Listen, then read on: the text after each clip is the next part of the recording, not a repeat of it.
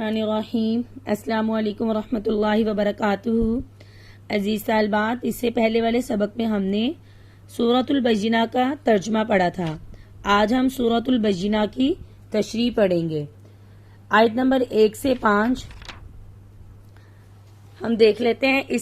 ان آیات میں اہل کتاب سے کیا مراد ہے؟ اہل کتاب سے مراد یہاں یہود و نصارہ ہے، اور مشرکین سے مراد یہاں وہ لوگ ہیں آتش پرست اجمی لوگ، یعنی آتش پرست اجمی لوگ اور بت پرست لوگ مراد ہیں۔ یہ لوگ بغیر دلیل کے آ جانے کے باز رہنے والے نہ تھے۔ پھر بتلا دیا کہ وہ دلیل اللہ کے رسول ہیں جو پاک صحیفے یعنی قرآن کریم پڑھ کر سناتے ہیں۔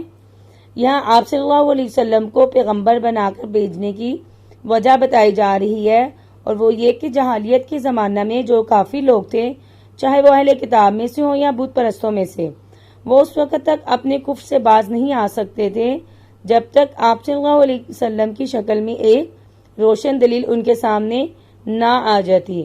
چنانچہ جن لوگوں نے آپ صلی اللہ علیہ وسلم کی باتوں پر کھلے دل سے غور کیا، وہ واقعی اپنے کفر سے توبہ کر کے ایمان لے آئے۔ البتہ جن کی طبیعت میں ضد تھی وہ اس نعمت سے محروم رہے، اور انہوں نے اللہ تعالیٰ کی کتاب کو اور اللہ کے رسول کو جھٹلا دیا۔ اور اللہ تعالیٰ نے بتا دیا کہ جس کتاب کو انہوں نے جھٹلایا وہ کتاب عدل و انصاف والی، شک و شبہ سے پاک اور غلطی سے محفوظ ہے، لیکن اس کے باوجود وہ اس نعمت سے محروم رہے کہ وہ اللہ تعالیٰ کی کتاب کو مانے اور اس پر ایمان لے کر آئیں۔ پھر فرمایا کہ اگلی کتابوں والے خدا کی حجتیں قائم ہو جانے کے بعد، دلیلیں آ جانے کے بعد بھی وہ کیا کرتے ہیں؟ مختلف طریقوں سے اس میں اختلاف کرتے ہیں اور جدا جدا راستے اختیار کر لیتے ہیں۔ جیسے کہ آیت میں تھا وَمَا تَفَرَّقَ الَّذِينَ، کہ حق آ جانے کے بعد، سچ آ جانے کے بعد، واضح دلیل آ جانے کے بعد انہوں نے کیا کیا؟ فرقوں میں وہ لوگ بٹ گئے اور حق کو نہیں ماننا۔ تو یہ آپ صلی اللہ علیہ وسلم کے دور سے پہلے جتنے بھی انبیاء کرام آئے، جب بھی وہ آتے ان کی امتیں اسی طرح ان کے ساتھ اختلاف کرتی اور مختلف راستے اپنا لیتے۔ جیسے کہ ایک حدیث شریف کا مفہوم ہے کہ یہودیوں کے 71 فرقے ہو گئے تھے اور نصرانیوں کے 72، اور اس امت کے 73 فرقے ہو جائیں گے، سو ایک کے سوا سب جہنم میں جائیں گے۔ تو لوگوں نے پوچھا وہ ایک کون ہے؟ فرمایا وہ جو اس پر ہو، یعنی آپ صلی اللہ علیہ وسلم اور آپ صلی اللہ علیہ وسلم کے اصحاب کے طریقے پر ہو۔ اور پھر فرمایا کہ وہ خلوص اور اخلاص کے ساتھ اپنے معبود کی عبادت میں لگا رہے، وہی کیا ہوگا؟ اللہ تعالیٰ کی رضا کو حاصل کرے گا اور وہی حق پر ہوگا۔ وَمَا أُمِرُوا إِلَّا لِيَعْبُدُوا اللَّهَ مُخْلِصِينَ لَهُ الدِّينَ۔ ان آیات میں اللہ تعالیٰ نے حکم دے دیا کہ اللہ کی عبادت کو خالص اللہ کے لیے ہی کرو، یکسو ہو کر۔ تو اللہ تعالیٰ نے جتنے بھی رسول بھیجے وہی کی جن کی طرف، وہ سب یہی بتاتے رہے کہ اللہ کی عبادت کرو۔ اس لیے یہاں بھی فرمایا کہ یکسو ہو کر، یعنی شرک سے دور ہو کر، توحید میں مشغول ہو کر اللہ تعالیٰ کی عبادت کرو۔ جیسے کہ اللہ تعالیٰ نے ایک اور جگہ پر فرمایا وَلَقَدْ بَعَثْنَا فِي كُلِّ أُمَّةٍ رَسُولًا أَنِ اعْبُدُوا اللَّهَ وَاجْتَنِبُوا الطَّاغُوتَ، یعنی ہم نے ہر امت میں رسول بھیجا کہ اللہ کی عبادت کرو اور خدا کے سوا دوسروں کی عبادت سے بچو۔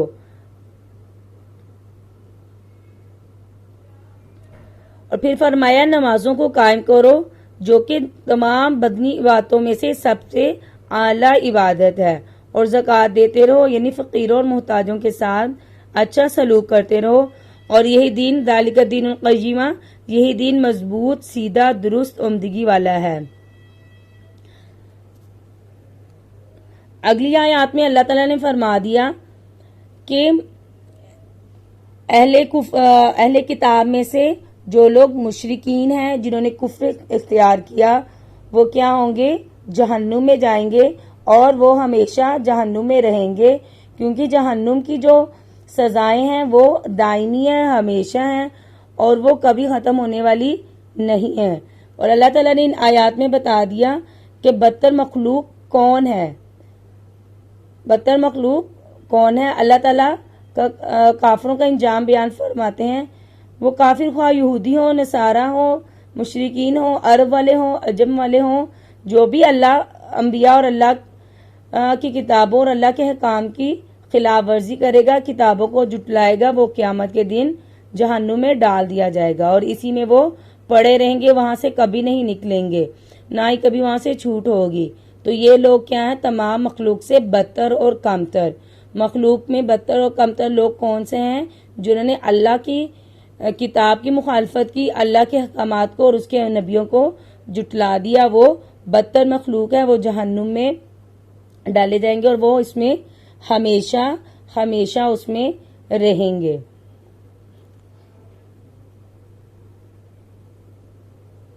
کیونکہ انہوں نے روشن دلائل آ جانے کے بعد بھی وہ لوگ ایمان نہ لائے، اس لیے ان کی سزا اللہ تعالیٰ نے یہ مقرر کر دی کہ وہ جہنم میں ڈال دیے جائیں گے۔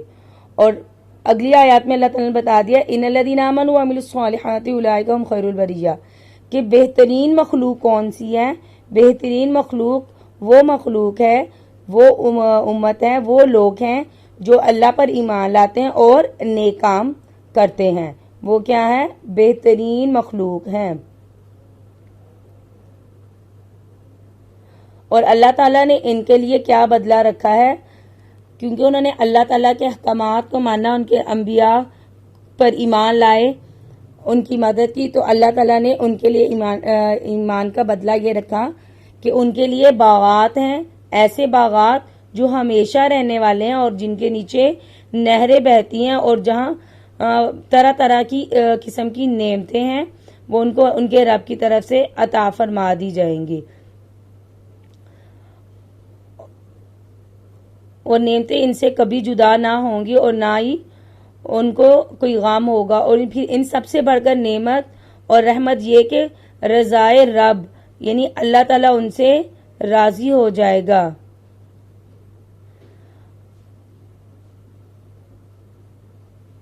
اس لیے اللہ تعالیٰ نے سب سے بڑی نعمت ان کو یہ عطا فرما دی کہ اللہ ان سے راضی ہو گئے۔